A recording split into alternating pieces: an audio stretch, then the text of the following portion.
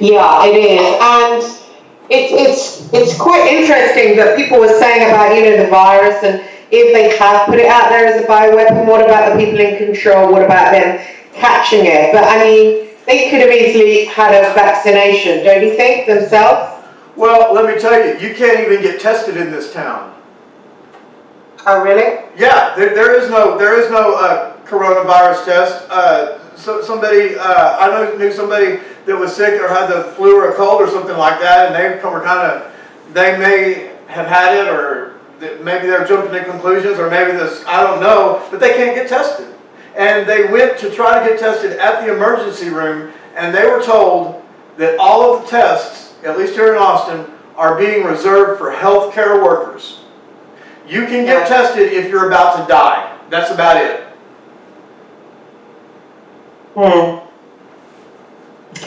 Yeah, it's really weird because it's a scary kind of flu, and I guess if you're fairly healthy, then you get over it like the normal flu, but I don't know, it's really weird, and yet some people are going in hospitals and they're sort of got loads of beds ready in these weird places, and they don't want any of us to go out. I mean, you'd think it was almost like an alien landing or something, Absolutely. The part that's far more scary and interesting for me is the way the media handles it and law enforcement. And I haven't seen too much on the law enforcement side, except I do have pictures, which I'll put up. They have what I guess here in Texas, maybe in the whole United States, or maybe there too, we have the concept of social distancing. Yeah, we have that here. Our bars and restaurants are closed and all. Oh yeah. You can't go to any. No, you can go to some restaurants, but I don't think there's any nightclubs that are open. And Walmart, some of the Walmarts, super Walmarts that are usually open 24 hours a day are only open until 8:30 at night.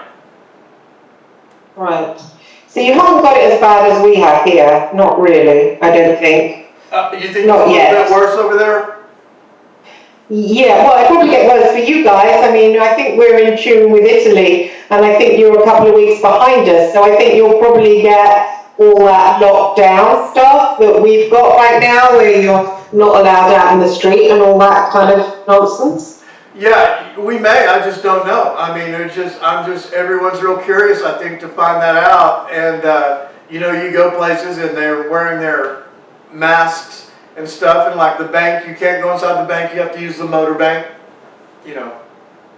Yeah, it was really weird that Dave Icke's son got stopped for walking his dog, they said, we're going to fine you. I mean, that's ridiculous. I don't know, after that it came out in the media, it's crazy, and it came out in the media, the Sun ran with it first, like a big story about you're not allowed to go out on an unnecessary journey, the police are going to fine you up to £1,000.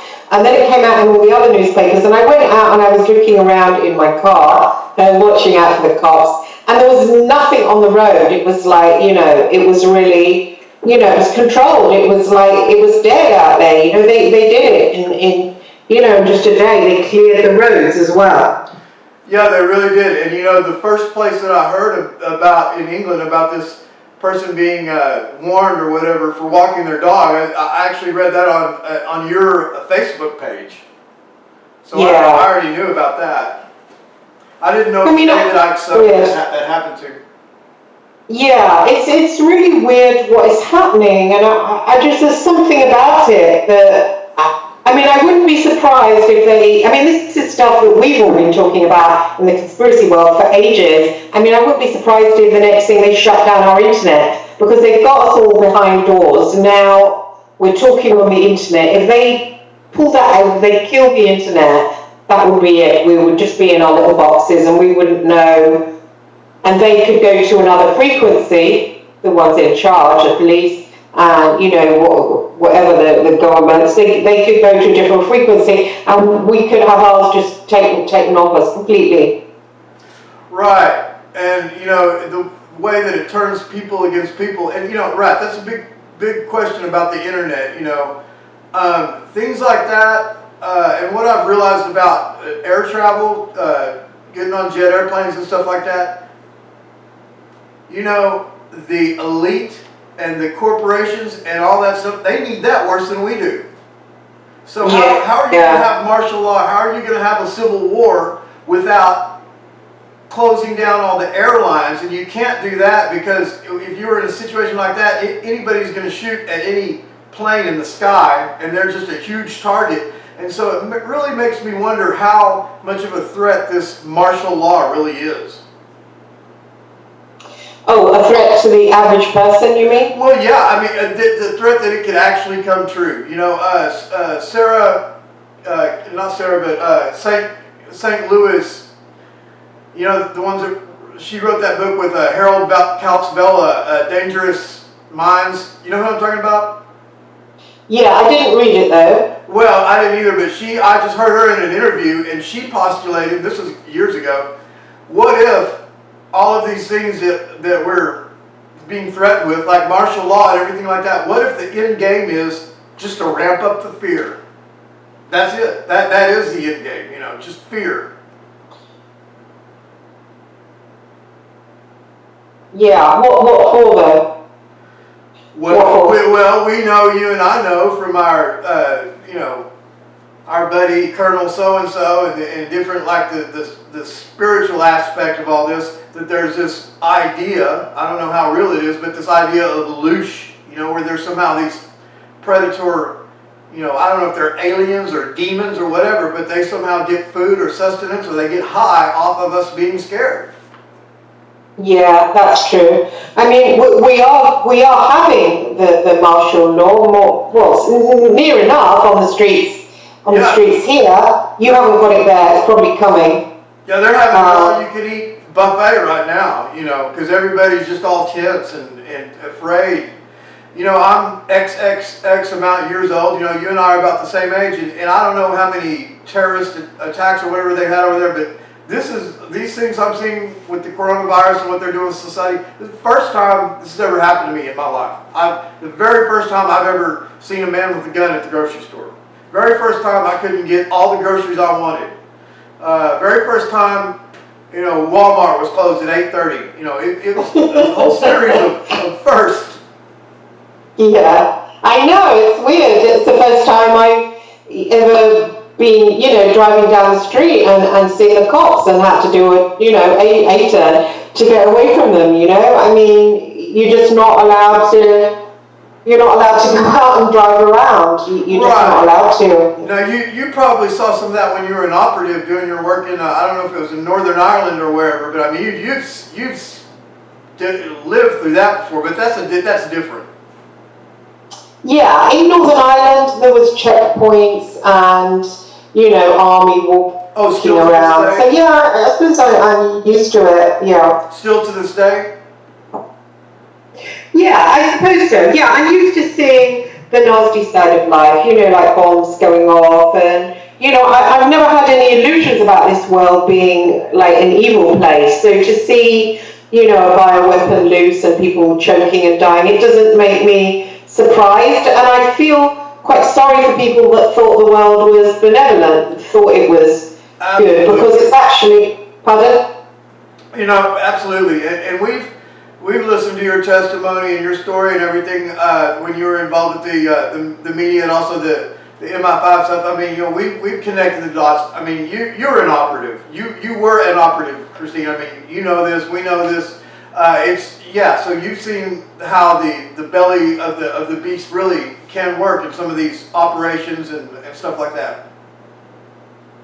Yeah, and also working on the media, I know what they're doing right now with not questioning anything. They're all going along with the party line. You just see it for what it is, that big government machine, you know, that isn't separate from the government. I mean, when I worked for the News of the World, everyone thought that the News of the World wasn't on side with the government, but the editors used to go and meet with the Prime Minister. So everyone was sort of, you know, there was no rebels there. They just looked like rebels, you know, and... You know, when the phone hacking came in and after that was deliberately done. And then, of course, they ended investigations on Fleet Street, and now nobody does any investigations. And of course, we see with stuff like that, nobody's investigating Wuhan or what went on there or talking to anybody. It's just a propaganda machine, just, you know, absolutely. Stay at home, everybody. There is no more journalism. I mean, these days, if you're a journalist, you're pretty much marked for death. I mean, it's, Yeah. you're just reading the news now. Yeah.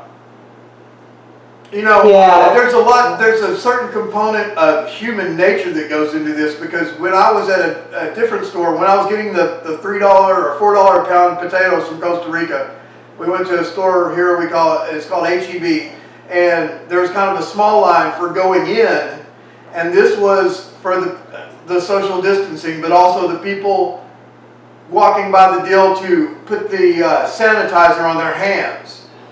And I don't usually do that. I didn't want to put any sanitizer on my hands, but you know what? Everybody else did it, and so I did it too. And so, I'm the human nature or whatever got me too. It just the kind of herd mentality.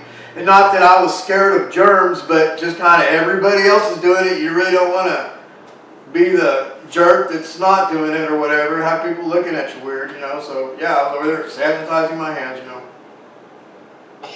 Yeah, we're treated as sheep. I mean, it was interesting. I had John Owen on the show last week, and he was talking about his time in the Middle East and these creatures that he met that were the Nephilim. I mean, have you read his book at all?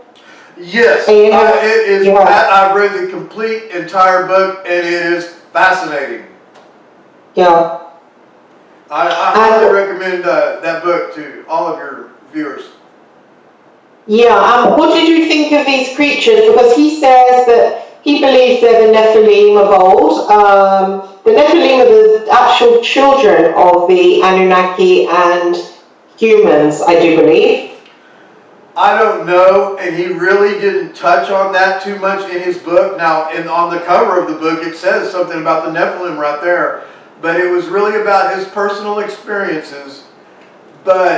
And it was just really bizarre. That book, I highly recommend it. He doesn't go so far as to call it mind control, but he was put in a special program where they were conditioned. Let me put it like this. He doesn't remember his training. There was some type of amnesiac barrier put in there, and they told him he had been in there training for like 2 days, and he thought it had just been 5 minutes. He was under some type of mesmerism or something, and they gave him that training, and he just became a one-man army practically. He said he went up to Mount Hermon, and similarly their oxygen there is different. It's very thin, and he said that's where the Nephilim exist, which is Mount Hermon, supposedly in Syria. And then he said he believed that they were making way for Lucifer to come back, and that's what the lockdown was about, that it was some kind of sacrificial testament, and that culling was a human sacrifice to this rival of Satan. I mean, what do you think of that? Well, I'm not sure about that, and I'm not doubting it at all. But in the book, there was some at the very end. There was some type of UFO activity, and they recovered these artifacts, which they believed were the emerald tablets that we hear so much about. But yeah, it kind of adds up with that Mount Hermon stuff. It kind of sounds almost biblical. The only thing I'm a little bit wary about is this whole Nephilim thing. It's a narrative. You know what I mean? And I'm just very suspicious of narratives. It's some kind of sanctioned narrative. Somebody somewhere is wanting us to believe this. And so that I'm always cautious of that. I mean, it's not that I don't believe that there's aliens or anything like that. It's just I'm always on the lookout for narratives. And this whole Anunnaki thing, I was into it a lot more when nobody had heard the term, and I was one of the only people that I knew that was into it. Now everybody's into it, and they're just quoting it like it's the gospel truth, and I don't know. Yeah, I mean, there's been fires and floods, and this is a plague. I mean, I don't know, it might be something spiritual going on. I've been looking on YouTube for stories about that kind of thing. There's absolutely nothing, and I find that odd as well, that there's no YouTube videos about the spiritual side of things, about what it might be. And I did find it interesting that John did say, it's a sacrifice to Satan, because we know that there is I sort of studied things like the Omar bomb, and, in the Omar bomb, I believe that the leader there, who I knew personally, was mind controlled, and mind controlled that they deliberately set off that bomb in a place that people would get herded into. There was a deliberate mistake made.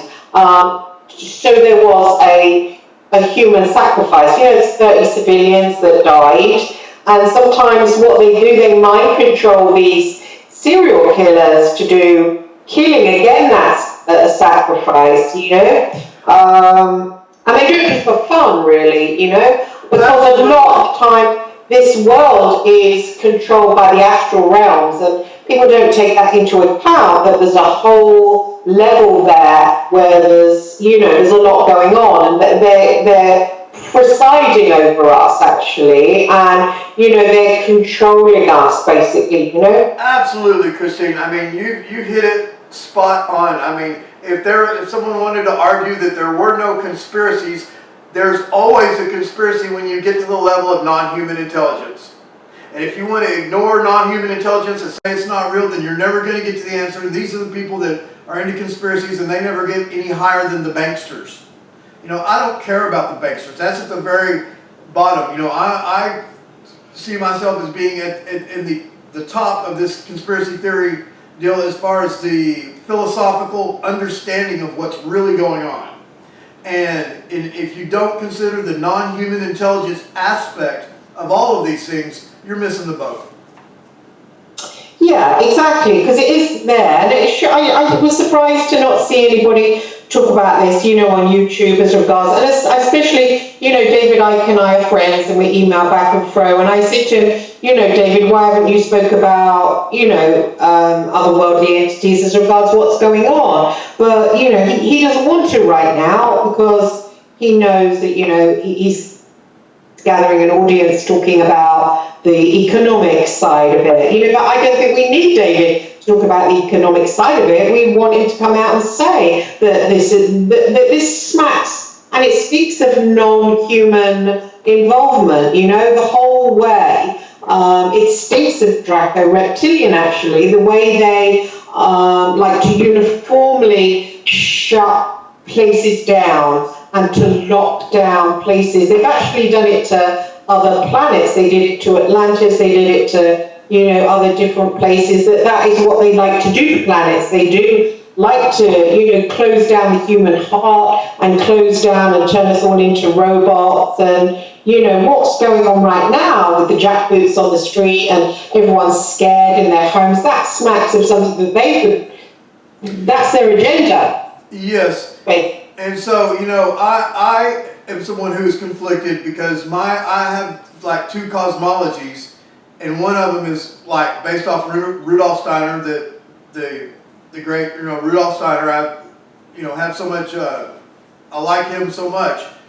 But then again, there's this Sophianic narrative that John Lamb Lash puts out, not that he puts out, he's an expert on it, it's been around forever, and it explains the aliens, it explains the Greys, it explains the reptilians, it explains all that stuff, but they're conflicting narratives, so I am, I guess, a conflicted person, Yeah, I mean, when somebody contacted me about that mind control stuff and said that Michael Aquino was in control of it, I contacted him via an email I found online. Now, a lot of crap has been made up about me knowing him and all this nonsense, and you're in league with him, just by complete nutters. I emailed him, to find out what's going on. He declined to be interviewed. I had that weird astral experience, and when I was abducted, literally pulled out of my body every night, the last time it happened,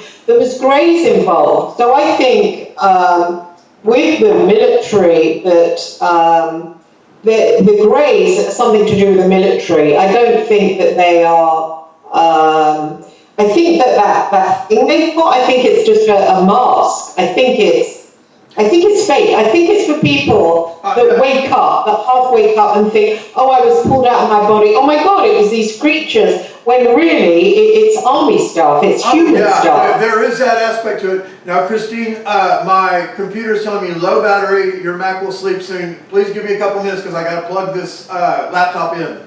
So we're not. Okay. All right, thank you. So we'll just talk for a while Ayin, my guest, and is going to plug his laptop in.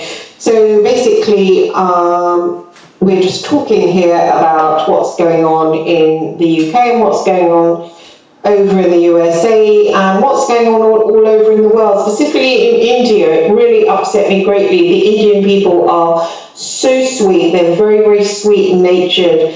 And to see them being beaten in the street with sticks, and to have English people over here, specifically the Guardian readers, laughing at them, actually made me sick. Now, I always knew the average Guardian reader, all that goody two-shoes stuff, we're so good, we're so kind, was fake. And just to see them sneering at the Indians being beaten made me realise that it certainly is fake. It's not nice to see people beaten. You don't know what they're doing. Their family might be starving. And please don't encourage any other human being to hit another, with a stick. And you can bet a man wielding a stick like that, it will have broken ribs, it will have hurt. It's not a kid wielding a stick. So please don't be joyful to see that happening. So it's interesting. And interesting, Ayin, that, Miles Johnson and Kerry Cassidy haven't really covered the coronavirus much either. You'd expect them to be talking about it, be talking about the possible alien interference, but nothing from the usual camps, Yes, and I've noticed that even some people real strong in this truther community are kind of laying low right now. I think everybody's kind of doing that. I've been advised to do that, and I've actually been in touch with Miles more frequently recently, just in the last week or two. And yeah, he's staying on top of stuff, and we're sending information back and forth. But what he puts out there to the world. It's kind of a different story.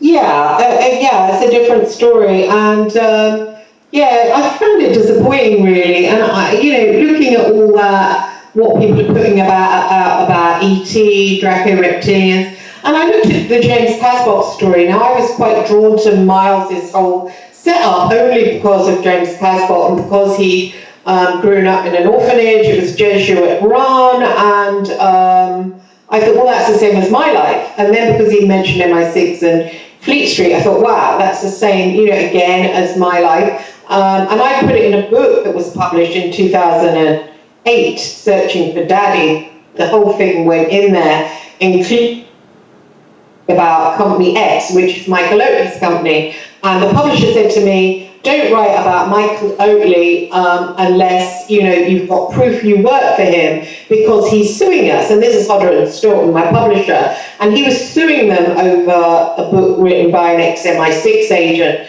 And I said, look, here's the proof. And I showed them bank statements where I'd been paid by them. And they said, okay, you can put it in the book. So that's all in my 2008 book published by Hodder & Stoughton, Searching for Daddy. And the Jesuit orphanage, how I was adopted at age 4. And that's quite unusual. It's quite an unusual age to be adopted. And then it was odd to see James Casbolt in 2016 tell Miles that he was adopted by a Jesuit-run orphanage at the age of 4. So I don't know, now I'm thinking, I did listen to it and I think, that person's like a twin of me, but now I'm thinking, did you just read my book down there in Cornwall and decide? Seems like everybody's trying to steal your story. Well, I just found it, and I found it annoying because I'd been sucked into something that maybe I shouldn't be sucked into. Yeah. And maybe there was something about 4-year-olds or something that I don't know, but there was also that lady that tried to hijack your biography, basically, Which one? Well, I don't know who it was, but I've heard in your interviews that the lady practically plagiarized your book. Oh, that Helen Fielding with her book on, yeah. That was annoying. It flopped, actually. I know, it flopped. So she tried to turn it into a comedy, which is weird. Yeah, she wrote Bridget Jones' Diary, and the book was, I think it's something Olivia Jules or something, but nobody's ever heard of it because it's totally sorry, someone's calling me. It's totally out of print now. So, yeah, but, James Casbolt is quite fascinating. I don't know why he would have come out with that, and I don't know why Miles wouldn't have asked to see his adoption papers that all orphans have. I've got my adoption papers, and, it's got on the top Crusader Rescue, the Catholic Society of Jesus or whatever it is called, the little sort of insignia, and then it's got underneath my original name, which is Tracy Sweeney, and my adoption name, and he would have something like that, and I don't think he has actually. I really don't. The more I listen to the story, the more I think that it's actually completely untrue. Yeah, I really do, and I feel sorry for the man that.